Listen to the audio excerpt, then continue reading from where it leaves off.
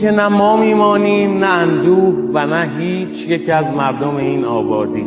به حباب نگران لب یک رود قسم و به کوتاهی آن لحظه شادی که گذشت قصه هم میگذرد. آنچنانی که فقط خاطره ای خواهد ماند. لحظه ها عریانند، به تن لحظه خود جامه اندوه مپوشان هرگز. زندگی زرکاهی است که کوهش کردیم، زندگی نام نکویی است که خارش کردیم. زندگی نیست به جز نم نم باران بهار، زندگی نیست به جز دیدن یار، زندگی نیست به جز عشق، به جز حرف محبت به کسی، ورنه هر خار و خسی زندگی کرده بس. زندگی تجربه تلخ فراوان دارد، دو سه تا کوچه و پس کوچه و اندازه یک عمر بیابان دارد. ما چه کردیم و چه